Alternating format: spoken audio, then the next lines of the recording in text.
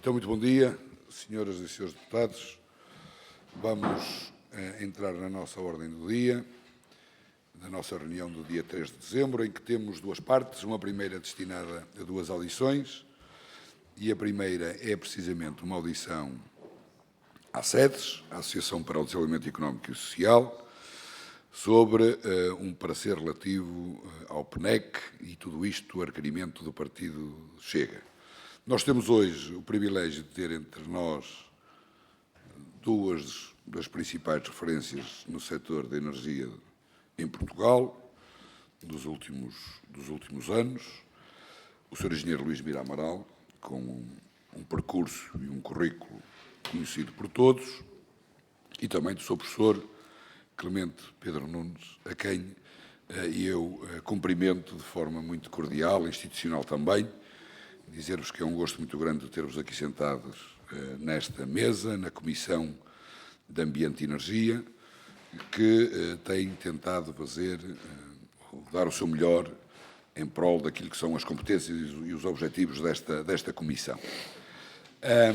Eu, antes de passar a palavra ao partido que teve a iniciativa de proceder a este requerimento, apenas uma pequena explicação daquilo que vai acontecer cá, hoje.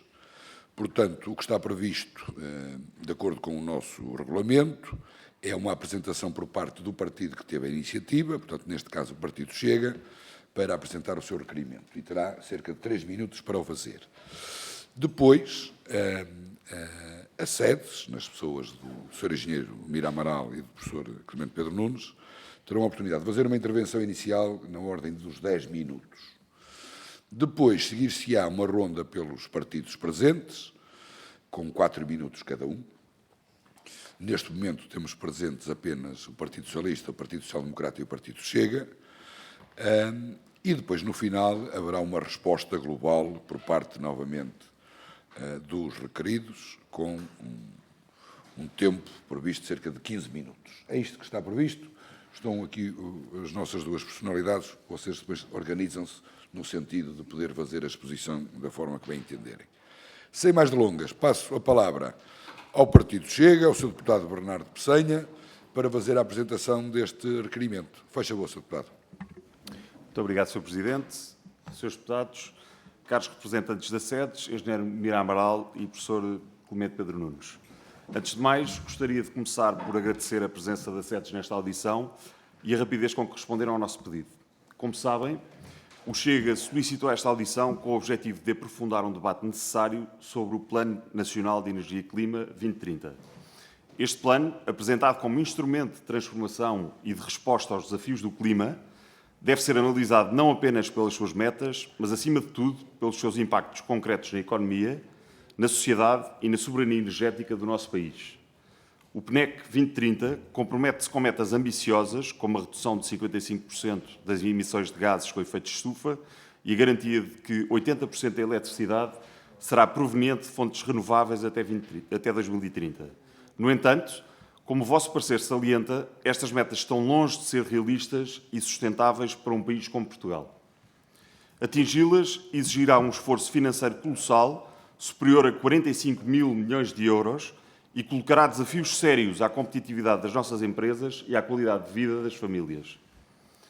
Chamámos a SEDES porque reconhecemos a importância da vossa análise independente e crítica. O vosso parecer aponta para fragilidades evidentes. Um plano que ignora a realidade económica do país, uma dependência tecnológica que compromete a soberania energética e um risco evidente de exclusão social e pobreza energética. O Chega acredita que a transição energética não pode ser conduzida com base em dogmas ou pressões internacionais. Ela deve ser feita de forma pragmática, equilibrada e sempre com os interesses dos portugueses no centro da decisão. Hoje estamos aqui para ouvir a SEDES, mas também para questionar, debater e exigir que estas preocupações sejam levadas a sério. Obrigado. Muito obrigado, Sr. Deputado.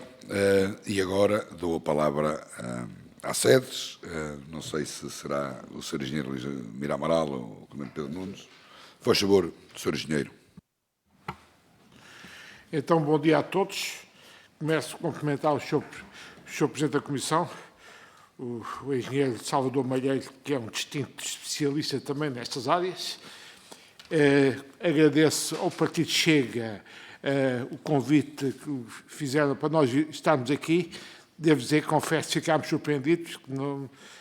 Quando fizemos este parecer, achámos que ninguém nos ia ligar nenhuma, isto era só o parecer para português ver, que é o costume nestas consultas públicas, que aliás são feitas em agosto, para pouca gente ter tempo de ver, se é o habitual nos governos, também já conhecemos o filme habitual. Começo por vos dizer, chamando a atenção do insuspeito survey da BP, que é um survey muito conhecido em termos mundiais sobre energia, em que esse survey diz que a transição energética no mundo ainda mal começou. Nós, em Portugal, em que a imprensa e a comunicação social todos os dias fala só em renováveis e não fala nos combustíveis fósseis, nós estamos convencidos que os combustíveis fósseis quase desapareceram. Devo dizer que eu, nesta matéria, estou um pouco como estava antes do 25 de Abril. Antes do 25 de Abril, eu não tinha acesso à imprensa internacional para saber o que é que se passava, estavam nos filtrados. Agora, também a imprensa portuguesa, a comunicação social portuguesa, não diz o que é que se passa na transição energética mundial, mas eu agora tenho outras fontes, felizmente, tenho acesso à democracia a fontes internacionais e, portanto, não preciso repousar na comunicação social portuguesa, mas estou um pouco a sentir-me como já me senti como jovem engenheiro antes do 25 de Abril, quando não sabia bem o que é que se passava no mundo. E porquê? Porque não sei se têm consciência que o consumo mundial de petróleo, gás natural e até de carvão continua a aumentar e em 2024 o consumo de carvão, por exemplo, vai aumentar cerca de 2%. Em Portugal a gente julga que se está a resolver o problema só com energias renováveis. Portanto, isto no mundo ainda mal começou a transição energética, só que aqui em Portugal nós pensamos que resolvemos tudo só com energias renováveis. E o que é chocante para nós é que a União Europeia emite 7% do CO2 mundial. Como sabem, o CO2 é um problema global e, portanto, não é só um bloco económico sozinho que consegue resolver o problema. Se este bloco quiser sozinho resolver o problema, não resolve, só emite 7% do CO2 mundial. Portanto, é realista ter uma excessiva ambição aqui, porque não resolvemos o problema mundial e, como no vosso documento chama a atenção, depois põe problemas sérios do ponto de vista socioeconómico, como estamos a começar a ver na Europa, e a posição ainda vai na praça com a indústria automóvel, em que o filme de terror que vamos ter na Europa é enorme. E, neste contexto, Portugal emite 0,2% do CO2 mundial. 0,12%. E, portanto, é 1, tal por cento do CO2 emitido pela União Europeia. Portanto, são valores perfeitamente pequenos à escala mundial. Depois, chamamos a atenção para aquilo que eu chamo de paradoxo geoestratégico euro-chinês, que, aliás, é objeto do relatório Draghi, mas sem atacar este problema de frente, consiste no seguinte: nós quisemos liderar o mundo na descarbonização, mas não fizemos uma política industrial para produzir na Europa essas tecnologias de descarbonização. A China viu bem o filme e apostou em ter uma política industrial que fabricasse essas tecnologias de descarbonização. Moral da história, a Europa praticamente já saiu dos painéis fotovoltaicos, está a sair das centrais eólicas, também não tem competitividade, nas baterias dos automóveis os chineses dominam e, portanto, nós estamos aqui numa situação dramática na Europa. A América, em todo caso, já no tempo do Presidente Biden, conseguiu reagir com uma política industrial, a meu ver, correta. A Europa não. O relatório, o Draghi enuncia bem o problema, mas depois acho que não consegue ter soluções, a meu ver, se quiserem depois poder dar a minha opinião. Quanto ao PNEC, eu não lhe chamo um PNEC, chamo-lhe o INEC, Intenções Nacionais de Energia e Clima. Tal o idealismo das propostas e, portanto, isto não é um plano concreto, é umas intenções exageradas, como o Sr. Deputado Chega já referiu, totalmente irrealistas. E é preciso ter consciência, o último plano energético, digo desse nome, foi feito por mim e pelo Dr. Luís para então se achar de energia em 1994. Isto não é um plano energético, como compreende, tinha que fazer o seguinte: estimar os consumos previstos e ver quais eram as ofertas de energia ao menor custo para satisfazer esses consumos. Não se trata, portanto, isto não se trata de um plano económico, nada disso, é a tal intenção e devo dizer que é chocante para mim que enumera aqui objetivos de fontes renováveis, mas sem ter uma estimativa fiável de consumo. Isto não bate certo. Portanto, isto para mim é mais intenções e não é um plano económico no sentido que eu descrevi, que eu fiz em 1994, é apenas uma tentativa, a meu ver, obsessiva de redução de CO2. Obsessiva porquê?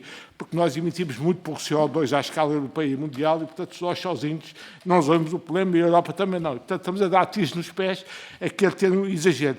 E reparem, a União Europeia compromete-se com metas de neutralidade carbónica para 2050, nós queremos essas metas para 2045. Por carga d'água é que um país caminha para ser um dos mais pobres da Europa, quer liderar a Europa nesta matéria, e como a Europa lidera o mundo, nós queremos liderar o mundo. Vejam que a União Europeia só se propõe ter uma percentagem de renováveis sobre o consumo final da ordem dos 42,5%, o antigo PNEC já propunha para Portugal 47%, e o atual reforça esta aposta para 51%. Vejam o exagero, está muito acima até do que a União Europeia propõe. Portanto, quando vêm com histórias que a gente tem que fazer isto porque a União Europeia é que o exige, a história não é bem assim, porque, de facto, a União Europeia propõe 42,5%, nós queríamos, no anterior PNEC, feito no governo socialista, 47%, e, espantosamente, este feito neste governo da AD, agora quer aumentar para 51%. Depois, chamamos a atenção de uma questão das renováveis intermitentes na rede elétrica, que é uma questão crucial. A fase fácil de integração das renováveis intermitentes na rede elétrica já terminou. Foi a fase em que essas renováveis entravam e reduziam, de facto, o consumo de combustíveis fósseis e o funcionamento das centrais. A partir de agora, o que é que está a acontecer? É que as novas renováveis intermitentes que entram na rede canibalizam as que já estão. Elas canibalizam. Porquê? Como compreendem, as renováveis intermitentes têm poucas horas de funcionamento, reduzidas horas de estar na rede, e entram quase todas às mesmas horas, e já estamos a certas horas com excesso de produção em relação ao consumo. Isso significa que no mercado grossista os preços afundam completamente.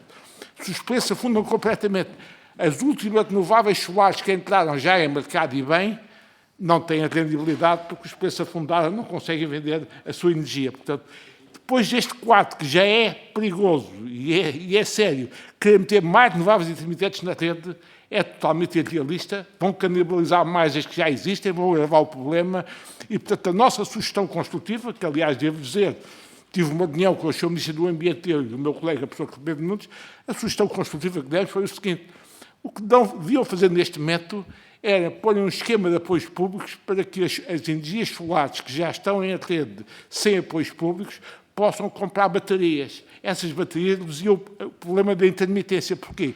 As baterias iam ser usadas pelas fontes solares que estão em mercado para, nas tais horas em que os preços afundam, poderem armazenar energia nas baterias e depois vendê-la à rede nas horas mais críticas, em que até já não há renováveis intermitentes na rede. Não sei se têm consciência que a hora de jantar é a ponta de consumo da rede portuguesa. Não há solar, como é óbvio, é preciso ser específico de energia para perceber que não há energia solar fotovoltaica a essa hora, mas chamamos a atenção que mesmo a eólica, estatisticamente, à hora de jantar, só 7% da capacidade instalada é que produz energia. Logo, se é assim, não vale a pena estarem com ilusões de meterem mais eólicas, mais fotovoltaicas, que não resolve o problema na hora de ponta, a hora crítica, e agrava o problema com excesso de renováveis nas horas em que elas produzem.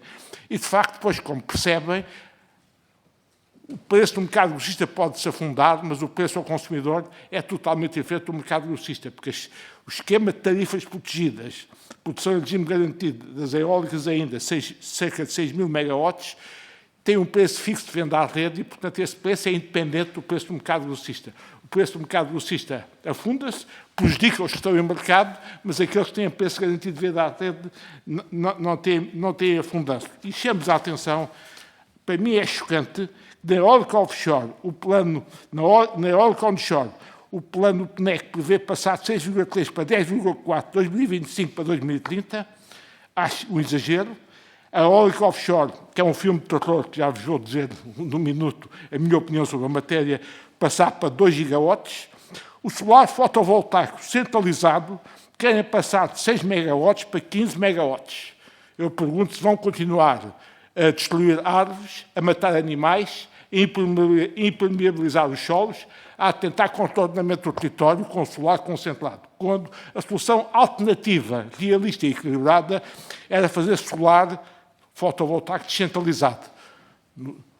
Nos telhados, nos terraços, tudo isso podia-se fazer solar descentralizado, que estava perto do consumo, não tinha pedras na rede, é uma maneira elegante de fazer. Para isso, convinha que o Governo dinamizasse as unidades, as UPACs, unidades de produção para o autoconsumo, e as comunidades de energia renováveis, e nós está a fazê-lo, é isso que podia fazer.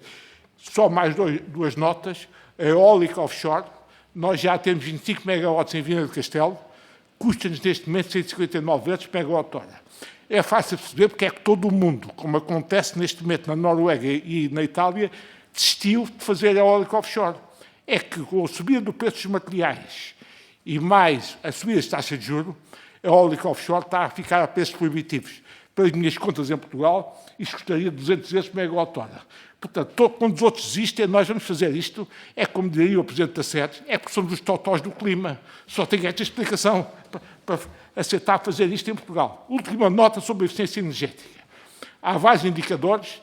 O indicador mais simples que eu gosto de citar, talvez seja a intensidade energética, é o quociente entre o consumo de energia e o PIB, o produto. É fácil perceber que se o PIB cair, o consumo de energia baixa, mas não baixa por aumento de eficiência energética, baixa por crise económica. E, portanto, para ter parâmetros de eficiência energética corretos, a gente tinha que ter rácios entre consumo e produto, aquilo que a gente produzia. Não era apenas ter aqui uma redução obsessiva de consumos energéticos, mas sendo referido a que níveis de produção temos. Isto, tecnicamente, é perfeitamente irrealista e, portanto, a eficiência energética aqui é esquecido do setor público. E, por exemplo, as câmaras, com a iluminação pública e os LEDs, eu não percebo porque é que os governos não montaram um esquema com as câmaras para substituir a iluminação tradicional por LEDs. Tudo isto é esquecido no plano do setor público. Só é o privado, mas o privado investe se houver rendibilidade. E com isto termino, não há cálculos aqui da rendibilidade destes investimentos. Isto é tudo conversa muito superficial, sem objetividade sobre esta matéria. Em 10 minutos, haveria muito a dizer, mas é meramente uma introdução das nossas preocupações.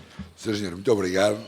De facto, já ultrapassamos em 20% o tempo previsto inicialmente, foram 12 minutos, mas não há problema nenhum.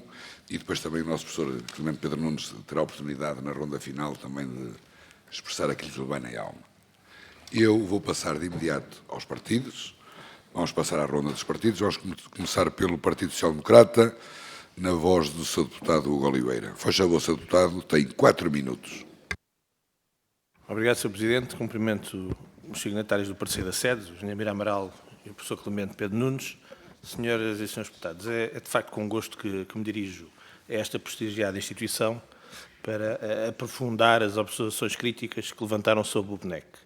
E reconheço a pertinência das preocupações expressas pela SEDES. A transição energética e climática é, sem dúvida, um desafio complexo, especialmente para as economias como a nossa. Aliás, o Engenheiro Amaral falou disso exatamente há pouco. E que enfrentam pressões de competitividade e restrições financeiras. Contudo, nós acreditamos que as críticas, embora valiosas, podem ser enquadradas em perspectivas que não refletem integralmente os esforços já em curso e os benefícios de longo prazo que este plano pretende de alguma forma assegurar. É verdade, de facto, que Portugal contribui com apenas 0,12% das emissões globais de CO2. No entanto, esta realidade não pode nem deve ser encarada como um pretexto para a inação. Na verdade, pela primeira vez na nossa história, Portugal é visto como um país rico em recursos naturais, graças às suas extraordinárias condições de exposição solar e eólica. Um estudo recente da McKinsey coloca Portugal na linha da frente da reindustrialização da Europa, destacando o potencial gigantesco como nunca antes observado. Eu diria que uma das vantagens das chaves do país é o custo competitivo da energia limpa, que pode ser produzido até 20% mais barato que a média europeia. Portugal já é hoje o quarto país da União Europeia com maior incorporação de renováveis na eletricidade, tendo reduzido a dependência energética externa em 17,6 pontos percentuais desde 2005. Estes resultados não só reforçam a nossa segurança energética, como projetam Portugal como um polo de inovação em tecnologias limpas, atraindo investimentos e abrindo novos mercados para as nossas empresas. O relatório Draghi sublinha que a aposta em tecnologias limpas é essencial, não apenas para combater as alterações climáticas, mas também para aumentar a competitividade económica. Ignorar esta tendência global significaria perder, de alguma forma, oportunidades económicas e tecnológicas que são fundamentais.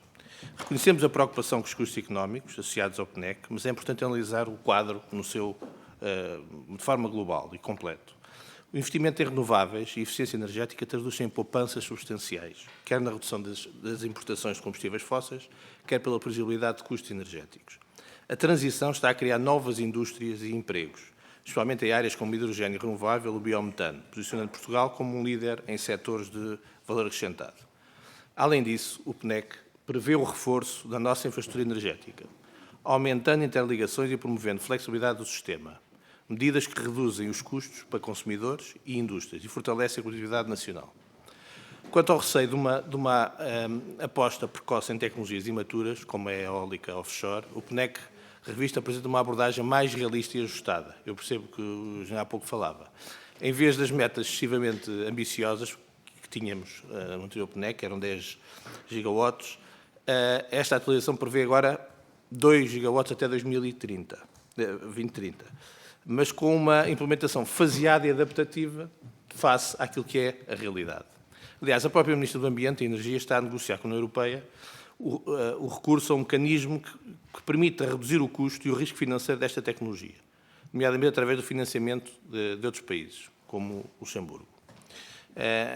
O Governo da AD reconhece a necessidade de alinhar a inovação tecnológica com a viabilidade económica e compatibilidade com outros setores, como a pesca e o turismo, minimizando assim os riscos e maximizando os benefícios. Não ignoramos, antes pelo contrário, reconhecemos que a transição energética tem custos e que a mesma tem de ser feita com racionalidade. Por isso entendemos naturalmente as críticas. Mas não agir face às mudanças climáticas vai acarretar custos económicos e sociais exponencialmente mais elevados na nossa visão. Assim, de forma a enriquecermos ainda mais este debate, questiono que medidas adicionais ou diferentes sugerem para que o PNEC possa melhorar a competitividade da economia nacional sem comprometer, ainda assim, as metas de descarbonização. Muito obrigado. Sr. Deputado, muito obrigado. Passamos agora ao Partido Socialista. Sr. Deputado Ricardo Pinheiro, faz favor, 4 minutos. Obrigado, Sr. Presidente. Cumprimento o engenheiro Amaral e também o professor Clemente Pedro Nunes. E, de facto, isto é quase o sonho de qualquer aluno de engenharia poder fazer esta audição. Fundamentalmente, quando construímos uma narrativa em relação à descarbonização energética, vamos construindo em função daquilo que é a tecnologia instalada em Portugal, o mix industrial também do nosso país e a forma como prevemos um crescimento baseado naquilo que são as principais fontes de combustível energético e de abastecimento a Portugal. Numa fase inicial, claramente, a soberania energética era aquilo que colocava em cima da minha visão, enquanto deputado do Partido Socialista, um fator importante em apostarmos na descarbonização e na possibilidade de introduzirmos fontes de energia alternativas a Portugal. E, de facto, só por esta via, uma das primeiras perguntas que gostava de fazer é, atendendo ao contexto geopolítico atual, se vale a pena continuarmos a pensar num exercício onde se consiga introduzir, a partir de Portugal, a produção de fontes de energia que consigam garantir alguma da soberania energética e, no pensamento das sedes, eventualmente, neste garante de soberania energética, qual seria a medida justa para a instalação de energia renovável em Portugal. Há uma questão que eu acho que ainda não foi abordada aqui, que às vezes aproveito também enquanto deputado para tirar esta dúvida. O preço do CO2 tem sido uma das questões que tem introduzido alguma pressão no exercício da transição energética. A minha pergunta em relação a este momento é, também em relação ao contexto económico e geopolítico europeu, perceber o que é que o preço do CO2 pode influenciar a que Portugal e o Plano Nacional de Energia e Clima leva a que se faça uma aceleração mais rápida do que aquilo que é o contexto europeu nesta matéria. Há uma questão, Portugal tem sensivelmente 20 gigawatts de potência instalada, aquilo que é o consumo energético da mobilidade em Portugal seria sensivelmente 10 gigawatts.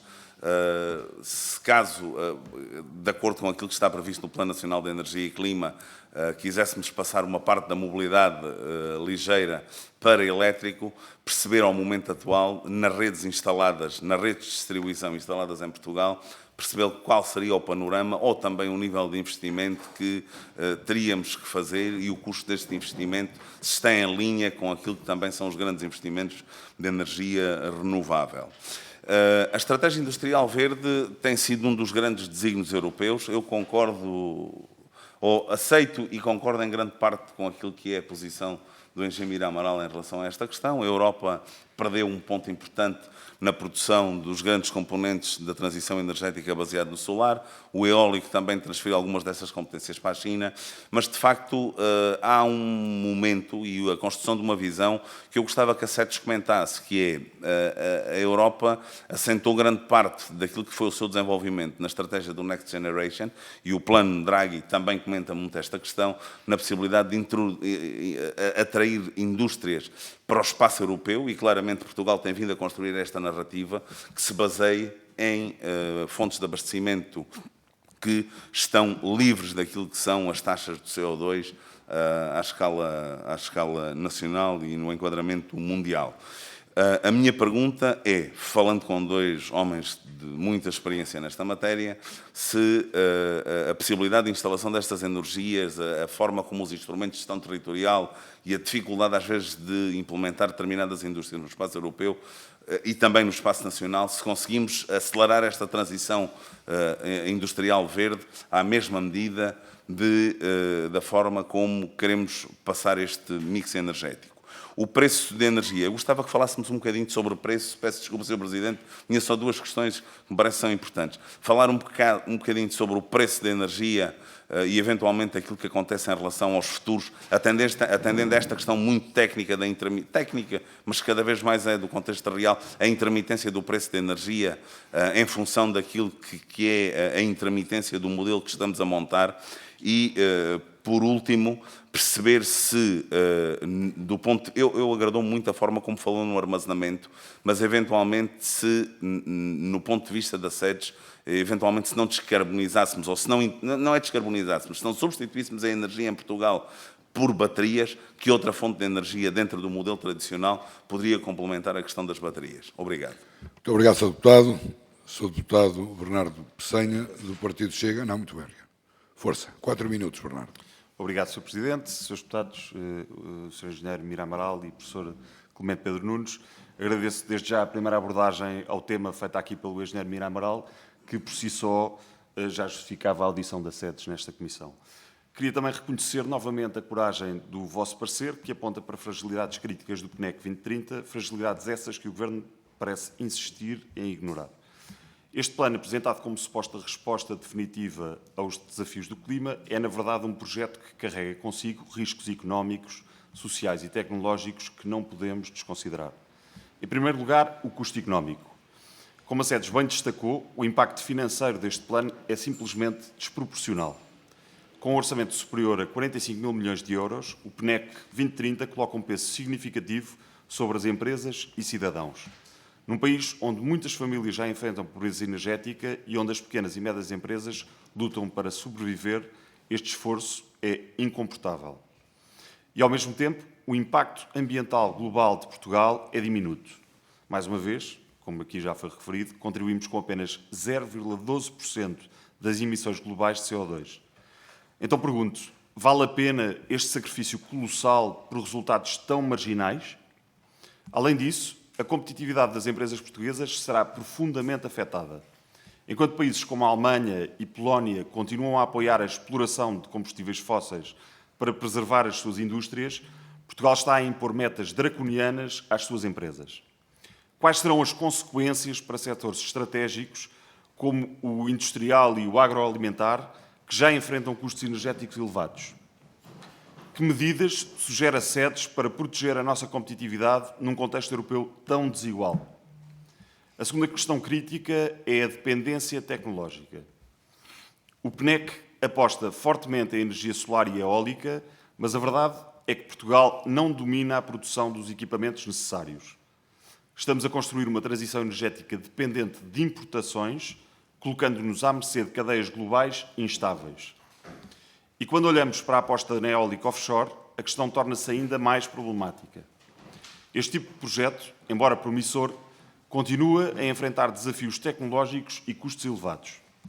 Por isso pergunto, não estaremos a comprometer recursos em tecnologias prematuras que podem não cumprir as promessas?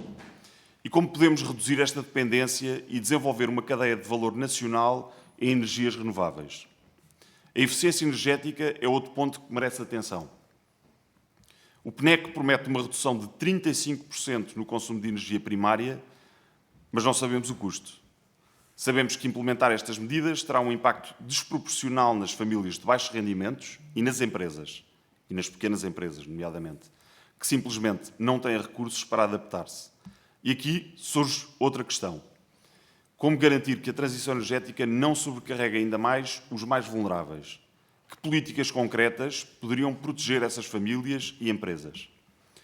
Finalmente, há a questão do financiamento e da governança. O plano depende de uma combinação de fundos europeus, tributação ambiental e investimento privado. Mas, como a SEDES bem salientou, a gestão destes recursos apresenta lacunas. Se não garantirmos uma alocação eficiente e transparente, o risco de desperdício é elevado. Além disso, como podemos atrair o setor privado para projetos de longo prazo quando os retornos ainda são incertos? Que incentivos podem ser implementados para garantir uma maior adesão das empresas a esta transição? Sr. Presidente, ilustres representantes da SEDES, o que ouvimos até agora é claro. O PNEC 2030, na sua forma atual, está longe de ser a solução que o país precisa. Ele apresenta metas ambiciosas, mas desconectadas com a realidade económica e social de Portugal. Apresenta apostas renováveis, mas sem garantir soberania tecnológica ou energética. E, acima de tudo, coloca em risco o bem-estar de milhões de portugueses sem oferecer garantias de uma transição justa. O Chega defende uma transição energética responsável e pragmática. Acreditamos que é possível proteger o ambiente sem sacrificar a economia nem aumentar desigualdades. E é por isso que consideramos esta audição fundamental. A presença da SEDES é uma oportunidade para questionar, esclarecer e, acima de tudo, corrigir o rumo deste plano. Muito obrigado. Muito obrigado, Sr. Deputado. Terminamos assim a ronda de intervenções dos partidos e, portanto, devolvo novamente a palavra à SEDES e agora presumo que na pessoa do Sr. Professor Clemente Pedro Nunes. Tem 15 minutos para uma intervenção final para dar resposta às várias questões que foram solicitadas. Muito obrigado. Muito obrigado, Sr. Presidente. Muito obrigado a todos os responsáveis dos partidos e muito obrigado ao Chega, que foi o autor desta audição. Como o tempo é escasso, eu vou procurar ser o mais direto possível. Primeira questão. Problema das eólicas offshore. É uma questão tecnológica de base. Eu vou procurar ser direto. Foi dito aqui já, nós temos renováveis intermitentes e temos renováveis armazenáveis, controláveis. Exemplos das primeiras, eólicas e solares. São intermitentes. Não se armazena o vento nem o sol. Existe, e em complemento disso, há uma questão fundamental, que é fundamental perceber-se. A eletricidade, como fluxo eletrónico, não se armazena diretamente, só indiretamente. Esta é uma questão base. Portanto, há renováveis armazenáveis. As hidroelétricas de barragens, professor Ferreira Dias, as grandes barragens, a biomassa, uma questão fundamental com a gestão das florestas, que eu já vou a seguir rapidamente dizer, porque o tempo é escasso, Sr. Presidente. Agora, reparem bem a loucura do que está por trás das eólicas offshore. De eólicas offshore flutuantes, que são as mais caras. Nós, neste momento, em Portugal, o que é que temos? Quando temos vento, na Península Ibérica, porque o mercado é ibérico, é o MIBEL, quando temos sol e vento, com fartura, o preço de mercado afunda. Porque, como sabem, a União Europeia, por muitas e variadas razões, como sabem, eu sou consultor de várias entidades, algumas delas não abonam muito a favor do que se passa em Portugal, mas isso é uma outra questão complicada, não prescinde da questão do mercado horário. Portanto, é o preço à hora. como a eletricidade intermitente, quando há sol, com muito sol e muito vento, veja-se o caso de um fim de semana com sol, em que o consumo anda por 4.000 megawatts, e só em que o consumo global anda em Portugal 4.000 megawatts, e só as eólicas têm FITs de 6.000 megawatts. Reparem bem o conceito da FIT. A FIT significa quem a tem reserva ao mercado para si. Não é uma questão de subsídio. É uma reserva de mercado. Portanto, como é possível fazer um planeamento sem que se ponha lá um quadro de quais são as FITs que estão em vigor e até quando e a que preço? Isto é inacreditável. Nós temos um Plano Nacional de Energia e Clima que não tem um plano que diz, olha, meus senhores, nós vamos ter, de acordo com o Decreto-Lei 35 de 2013, 6.000 megawatts de potências eólicas até 2036, ou 34, ou 32, com a sua dos contratos. Porque quem hoje vai investir numa solar vai bater na trave se, quando estiver a produzir, houver vento que vai ocupar o espaço do mercado àquela hora. Então, e em cima disto, quando há vento, vai-se dar um preço político como a nova FIT, ou equiparada, o CFD é uma FIT moderna, como disse o engenheiro Mira Amaral, modernaça, e eu vou pagar dos consumidores para produzir quando não é preciso. Eu preciso é de produzir quando não há sol e vento. Isto não faz sentido nenhum. Eu penso que nenhum Ministro da Economia subscrevia isto. Aliás, pôr a energia no ambiente é sempre este problema. Põe a energia nas intenções, mas a energia é tecnologia. E as melhores intenções morrem se as tecnologias não funcionam. Portanto, isto é um disparate total. Perguntaram no outro dia numa conferência, mas é a favor de 100, 200 megawatts de potência eólica? Zero. Mas faça favor, o Senhor Ministro do Ambiente, também o ilustre colega Graça Carvalho, Senhor Ministro do Ambiente, por amor de Deus, ponha cá fora qual é o plano, o calendário das feed-in tariffs que vão estar em vigor e até quando. Reparem bem a situação que temos. Temos cerca de 500 megawatts de potências solares com feed-in tariffs. O resto está em mercado. Sabem quanto é que pagámos em 2023 pelas potências solares? 320 euros por megawatt-hora. Àquela hora, houve solares que estavam dispostas a vender a 1 euro e não entram. Então, em cima de uma loucura destas, porque reparem, quem realmente investiu em solares, por motivos que eles saberão, eles neste momento, quando chega àquela hora, ou vendem ou não vendem. Se não têm espaço no mercado, não vendem. Não há uma questão de vender a zero, é não entrar. E reparem bem o que é que a feed-in tariff faz. Como é que funciona o backup? O backup são aquelas potências que eu tenho para que não haja apagões quando não há vento e sol. No mercado ibérico, de facto, o backup é feito basicamente a partir de Espanha. E nós temos 4 centrais magníficas, a gás natural, que estão paradas 95% do tempo. Lavre, Lesíria, Tapada do Outeiro e Pego. E temos-las paradas porquê? Por uma razão muito simples. Porque quando chega às horas de fazer, por exemplo, um arranque para 12 horas, como em Portugal há feed-in tariffs e em Espanha não, e em Espanha tem um backup de carvão, de gás natural, de nuclear e também de hídrica, arrancar uma central a gás natural para funcionar durante 12 horas é uma loucura de preços.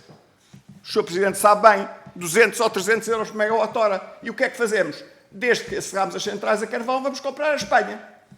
25% do que temos. Isto é a situação que temos. Esta Comissão tem que denunciar este cataclismo. Nós temos que ter uma estratégia económica e ambiental. Sr. Deputado, uma estratégia conjunta, com tecnologia, com dados. Não é uma intenção de fazer o blueprint que vem de Bruxelas. Portanto, nós temos que saber o que queremos. Neste momento, fazer qualquer megawatt de potência eólica offshore com apoio político é um desastre. 1 megawatt é um desastre. Porque às horas a que eu tenho vento, já tenho 6.400 megawatts garantidos. 95% do tempo eu vou ter que subsidiá-las com feed-in tariffs. Nós fizemos uma conta simples. Aliás, o Sr. Ministro disse que havia um estudo, mas parece que agora não há, sobre o sobrecusto das eólicas offshore. E essa conta simples dá 450 milhões por ano. Mas nós estamos à espera do estudo feito por quem de direito, para depois o analisarmos. Porque é simples. Mesmo 1000 megawatts, há 95% do tempo, o preço de mercado vai estar abaixo de 5 euros quando há vento. O que é que eu vou pagar se for 180 euros por megawatt-hora, e eu estou mais para os 200 euros, incluindo os preços dos cabos de amarração, que são centenas de milhões de euros, eu vou ter que pagar tudo aquilo em feed-in tariffs que são pagas, como sabem, nas tarifas de acesso à rede. Não nos esqueçamos que nós temos uma dívida tarifária que, de acordo com a ERSA, até a final de 2025 ainda vai estar em 1.800 milhões de euros. Apesar deste ano ter sido lá injetado 515 milhões de euros de fundos que vêm do Orçamento de Estado, porque, penso eu, porque é o ISP, é a SES, é as taxas de carbono, para amortecer o efeito sociológico e da competitividade das empresas. Portanto, a primeira grande questão, e em exemplos concretos, reparem bem, faz sentido que nós tenhamos 3 barragens no Zezer, que ainda por cima é a Reserva Estratégica de Água para a Grande Lisboa, já construídas, e não instalemos lá escalões de bombagem para fazer a armazenagem indireta de eletricidade. Portanto, quando sei a APA, acho que já fez esse estudo, mas o que é certo é que, efetivamente, neste momento, esse projeto não está a avançar. Pelo menos não houve qualquer anúncio público. A barragem do Cabril, ainda por cima, acho que houve uma renegociação com a EDP, não sei exatamente como está. Agora, são as 3 juntas, porque aí já temos as barragens feitas. O investimento da Iberdrola no Alto Tâmega foi um investimento notável, mas o custo foi brutal porque as barragens tiveram que ser feitas de raiz. Aqui já estão feitas as barragens. Ainda por cima significa que o nível de água de acesso a Lisboa fica permanente e a água anda em circulação sempre que há intermitências das eólicas e fotovoltaicas, eu compro eletricidade a zero ou quase zero e aí faço o sistema como se faz esta arbitragem. Portanto, qual deve ser a prioridade? Para ir direto ao assunto, porque eu sei que há ali aquele cronómetro a funcionar. A prioridade é garantir que a eletricidade baixa de preço às horas a que é preciso arrancar com sistemas de backup.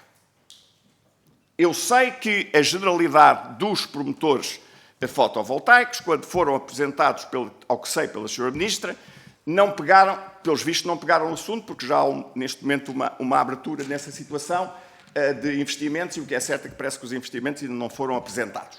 Porque, de facto, a pessoa tem que ir ao mercado, compra a bateria, vê quanto é que custa e faz a arbitragem de tempo, indireta, como se faz hoje já a Iberdrola. A Iberdrola compra a eletricidade quando está baixa, puxa a água para cima nas barragens do Alto Tâmega e, passado umas horas, ou uns dias, ou 2 dias, quando o preço da eletricidade dispara, eles turbinam. Perfeito.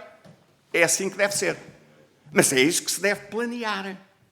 Agora, ir dar feed-in tariffs ou CFDs a mais potências intermitentes às horas a que já não há nada já não há consumo nenhum e já há excesso de produção. Isto faz algum sentido, Sr. Presidente?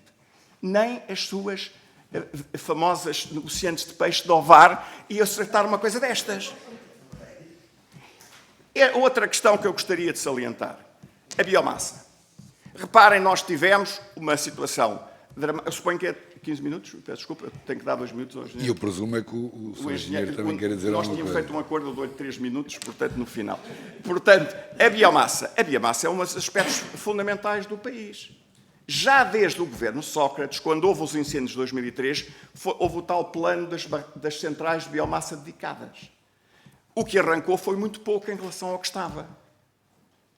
Reparem bem, quando foi desativada a central a carvão do Pego, havia uma proposta do acionista maioritário da Tejo Energia substituir a central a carvão por uma central de biomassa. Foi chumbada pelo então governo, ministro salvo erro Matos Fernandes, ou pelo menos pelas entidades e pelo acionista minoritário.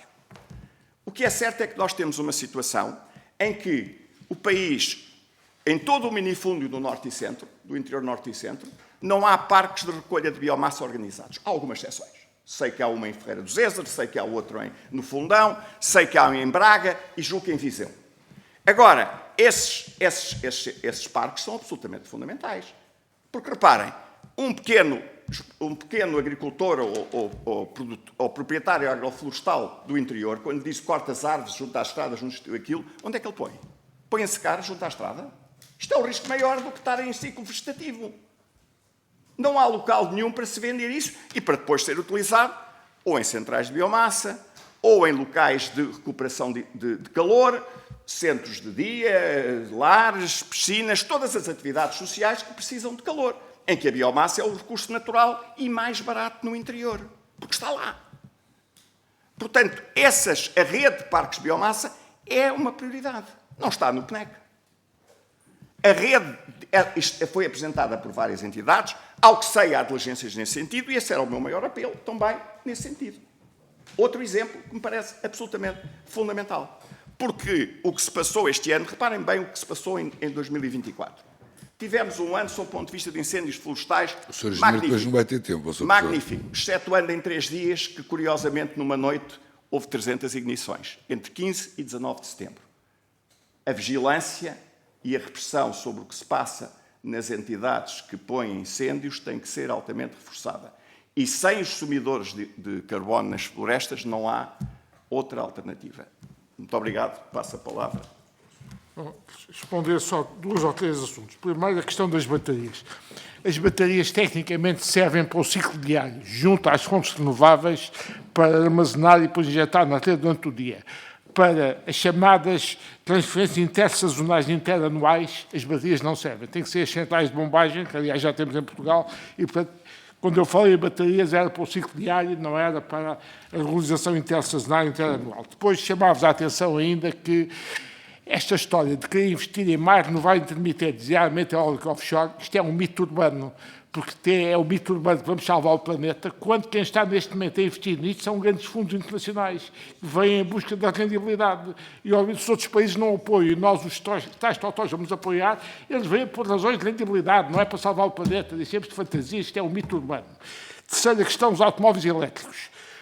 As tecnologias normalmente condensam aos chamados early adopters, que eu costumo dizer em português, em argoso, os chamados modernados. São os primeiros que adotam isso, entusiasmados. E depois o que é que acontece? Há o entusiasmo, mas depois há o refluxo, porque quando eles percebem que aquilo não entrega e não satisfaz o que eles esperam, volta atrás. Está a acontecer nos automóveis elétricos nos Estados Unidos, na Europa e também em Portugal, que as vendas começam a patinar. Porquê? O pessoal começa a perceber que o carro elétrico não é o carro adequado para passear pelo país. É ótimo para a mobilidade urbana ou regional, mas não serve para o país. Portanto, em vez desta aposta revolucionária de acabar com os veículos de combustão interna, que a Europa quis, que é o único bloco que quis fazer isto, os outros não fazem, há uma solução alternativa, que é os combustíveis de baixo carbono, até chegar aos combustíveis sintéticos, preservavam as frotas existentes e não íamos com esta história de que o veículo elétrico ainda não serve para a mobilidade em termos de um país. E isto era a maneira inteligente de preservar as atuais frotas, porque é um erro económico e ambiental acabar com as atuais frotas, economicamente, porque é acabar com frotas que são tão amortizadas, e ambientalmente, porque as frotas existentes já emitiram CO2. Portanto, acabar com elas para fazer novos equipamentos que emitem CO2, isto é um disparate em termos ambientais. Havia essa solução. Última coisa, apoio às famílias e às empresas. Qual é o problema das famílias nas questões de eficiência energética? É que elas normalmente não têm dinheiro à cabeça, não têm a capacidade de investir nestes esquemas. E, portanto, era preciso montar esquemas de investimento apoiados pelo Estado para que as famílias à cabeça investissem. As famílias com muito dinheiro, as grandes vivendas, já fazem, põem painéis à vontade. As famílias com pouco dinheiro não fazem e, obviamente, as empresas também com dificuldades também não fazem. Portanto, o que é preciso é termos aqui sistemas de incentivos que apoiam o investimento e o financiamento à cabeça, que é a lógica das ESCO, Energia Service Companies, mas que não está a funcionar em Portugal. E, no meio disto tudo, como eu disse, há que reforçar as UPACs, Unidades de Produção de Autoconsumo, há que reforçar as comunidades de energia renováveis e há que estimular as empresas a fazerem contratos de aquisição de energia de médio e longo prazo com os fornecedores. Isto é a forma, e, a meu ver, racional e eficiente de avançar nisto, não é em nome da transição energética começar a fazer mais investimentos racionais de renováveis e intermitentes na rede.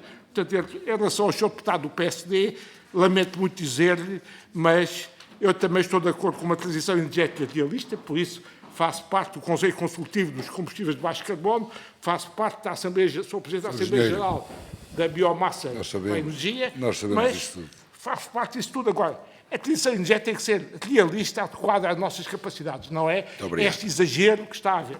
Muito obrigado. Eu, a título excepcional, e até porque sou deputado do Partido Socialista, me deu aqui sinal, houve aqui uma questão que tem a ver com o preço do carbono, mas, Ricardo,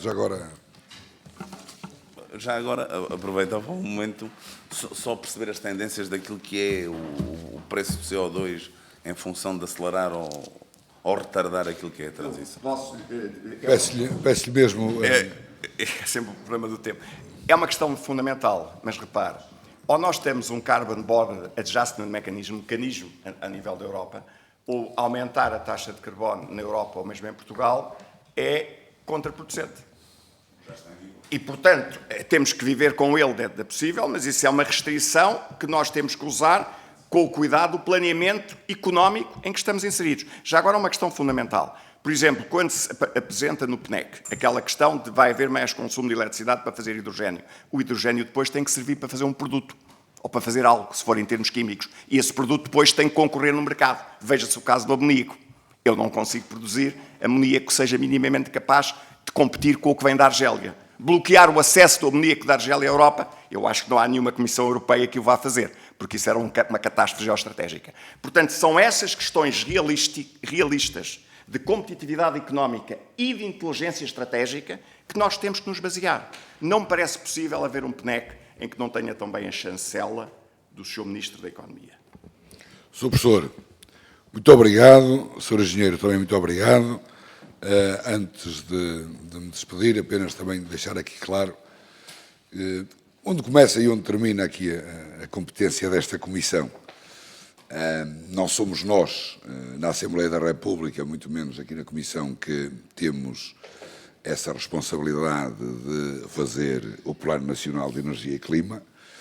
Essa é uma tarefa que está sob a incumbência do Governo. E bem, o nosso papel é sim de fiscalizar o Governo. E é sobretudo de fomentar aqui o diálogo e a discussão profícua sobre os temas que têm a ver com as temáticas do ambiente e energia. E por isso, eu agradeço muito a forma como explicaram a vossa posição. Acho que ficou por demais clara, até sobretudo com as vossas qualidades pedagógicas, e que foi ótimo para a nossa discussão, sabendo que, naturalmente, existem, e ainda bem que existem, opiniões divergentes, também elas bem fundamentadas, se calhar não tão bem fundamentadas quanto estas, e é nesse contexto que nós vamos continuar o nosso trabalho, vamos ter outras audições antes de discutirmos e apreciarmos o atual Plano Nacional de Energia e Clima, que é também algo que resulta da Lei de Bases do Clima que esta Assembleia da República, em boa hora, aprovou. Mas muito obrigado, foi um gosto muito grande ter-vos cá. Obrigado. Eu tenho aqui